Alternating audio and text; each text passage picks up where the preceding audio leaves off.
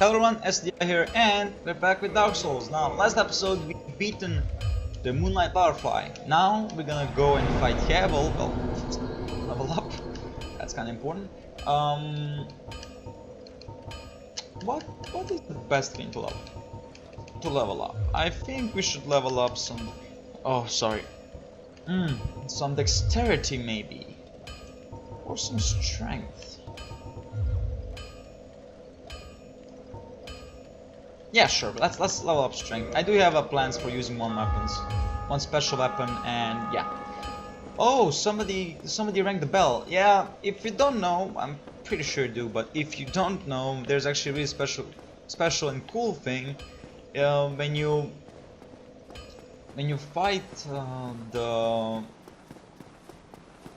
when you're in Undeadburg and somebody fights the bell gargles and wins and rings the bell, you will actually hear the bells ringing because it's so cool, and I really like that design, and too bad it's not in Dark Souls 2.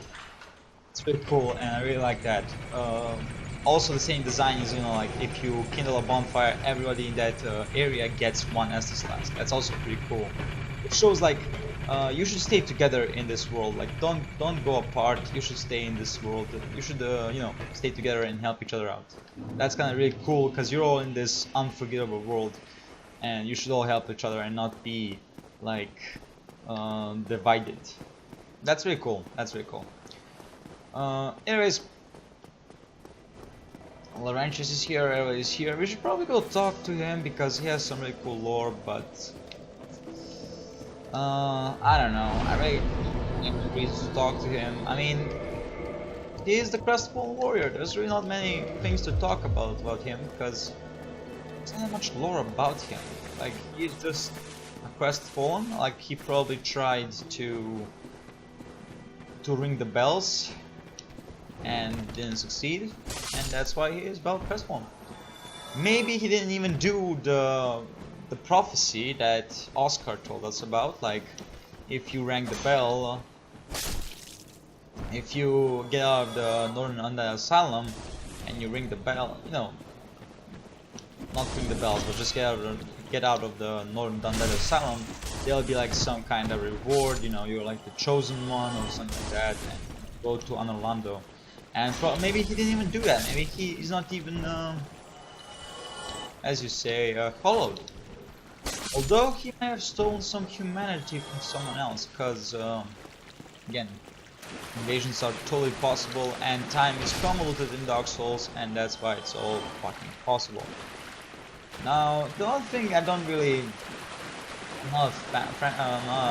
big fan of is the time convolution thing. Like, I do understand like the point of it, because you see all these mighty warriors, but it just doesn't make that much sense now, does it? Since okay, you know, they are mighty warriors, but that's why, you know, it's great history, because you're gonna learn from history and not just like meet them in person. That'll actually be crazy if you can see Hitler again, or other bad dictator, I don't know, Julius Caesar? Well, he wasn't bad, but he was dictator, so yeah, Julius Caesar, Napoleon wasn't that bad. I mean, Napoleon was good. He did things for liberty, I guess. Yeah, I don't guess, it's actually pretty true. He did do many things for liberty that right now we wouldn't even have. Like, you know, the Constitution, the Napoleonic law, I think, that permitted women to vote, I think, or was it like defined, you know, more liberal laws and you know, rights. That was kind of pretty good. Now, of course, I haven't studied history in a long time, so I don't really know. I actually forgot most about what Napoleon did. Unfortunate, yes, I know, but okay. That's what happens when you have only 2 years of history in high school. Man, if I could choose, I would choose history, you know, all 4 years, because that's some really good things. I love history. History is one of my favorite subjects. And you should learn history. Like, don't forget history, because if you forget about it, it is bound to happen again and repeat itself. That's true. That's not like some just talking. No, there's not just some ramblings. It's quite true that if you do not learn history, history will repeat itself. That's why, you know, everyone who denies the Holocaust is just an idiot. It did happen. There are documents, there are films, there are video, there's everything basically saying that, oh, this did happen, that humans are capable of extincting one another just because of hate. It's kind of sickening, isn't it? Like, human beings ready to kill each other just for stupid hate.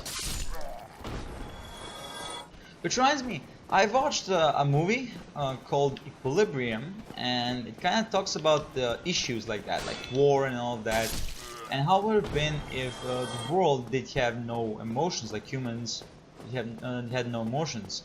Would it be a better world? And I'm kind of reluctant to say that it would be a better world, but it kind of actually would be a better world, just because there is no hate, envy, and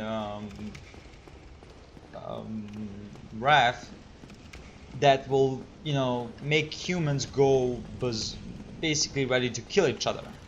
The jealousy, nothing of that, and so you know, humans don't have anything against each other. Now I'm gonna try to parry. Fail. Wow, one hit. Yeah. I'm actually bad at parrying the Havel. Really bad at parrying him, but I tried. I mean, I kind of want to see if I have any luck with it. But no, I mean, I like backstabbing him. It is easier to backstab than to parry, so I kind of go with the backstab.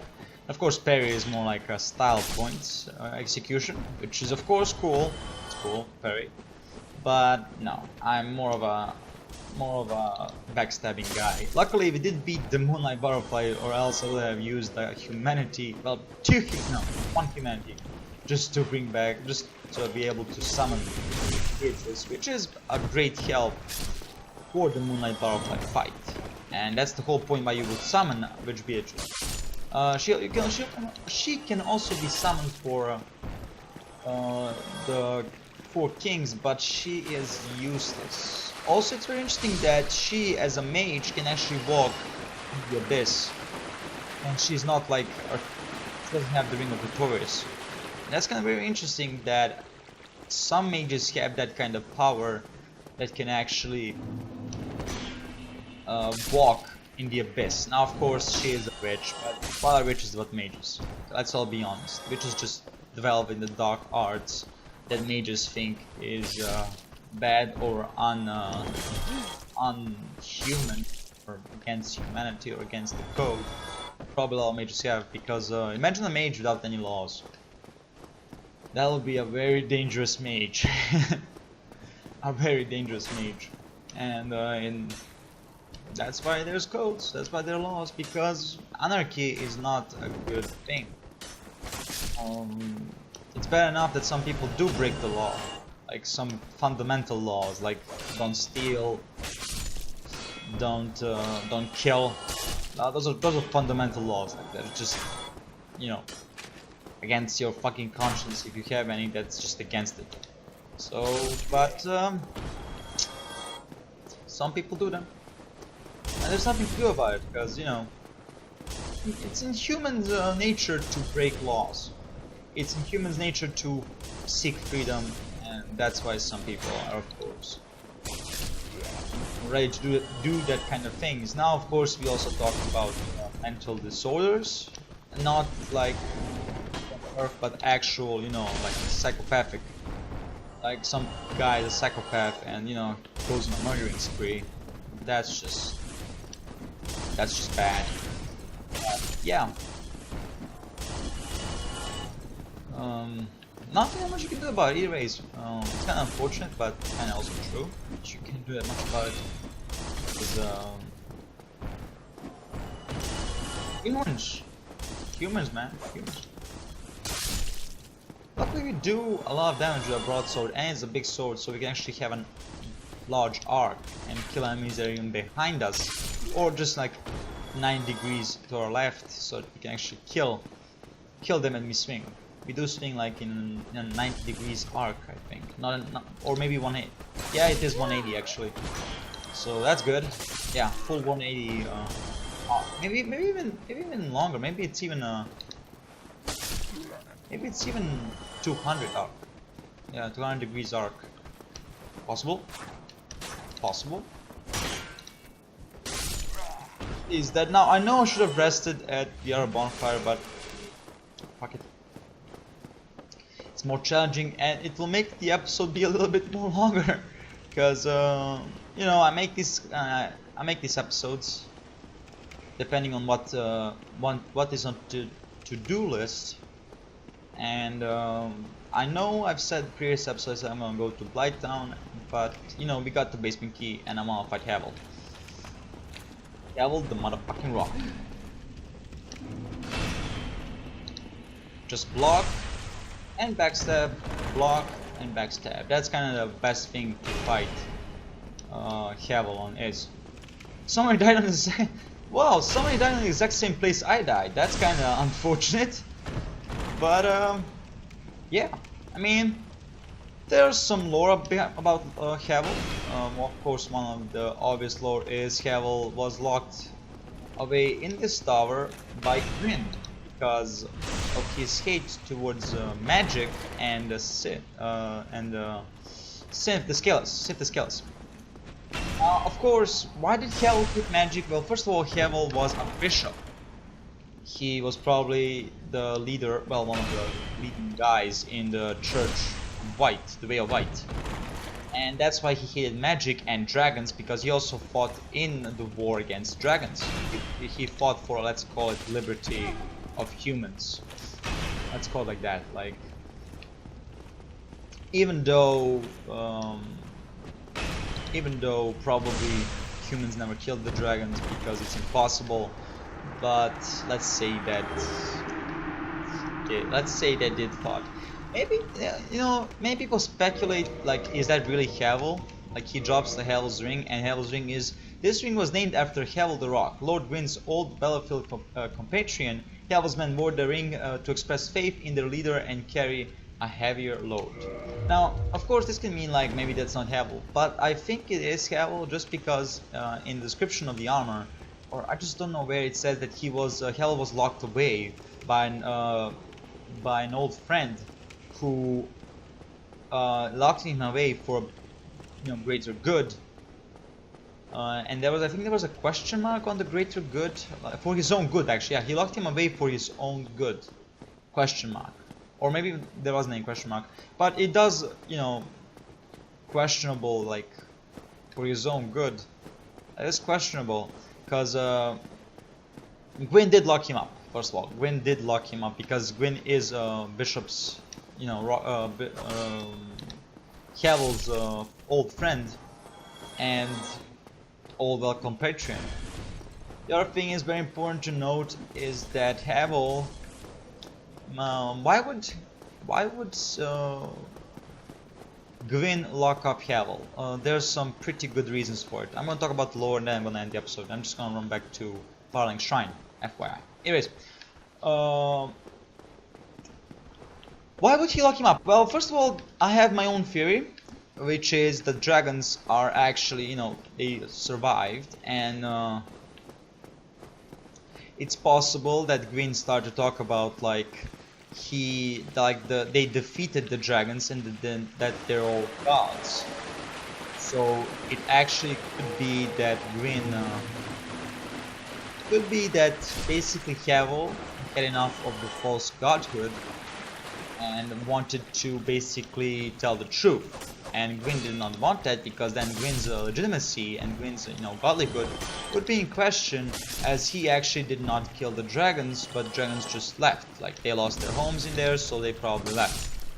That will probably be true, since Havel, there is a great magic barrier in the hollows, and that's probably where Havel found the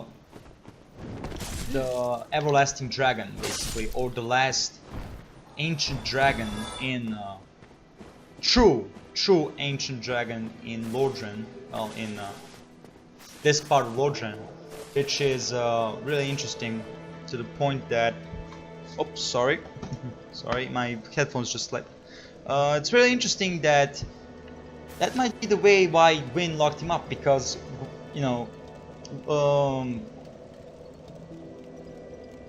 Havel found the egg, or maybe even found the dragon, and he couldn't fight him, and that's probably why he either ran away and, you know, left the great magic barrier, or, you know, told Gwyn, and Gwyn locked him up because he didn't want the news to spread that there's a dragon, you know, ancient dragon still alive, even though he said and spread the false godhood that he killed, that his knights killed the dragon, the ancient dragons.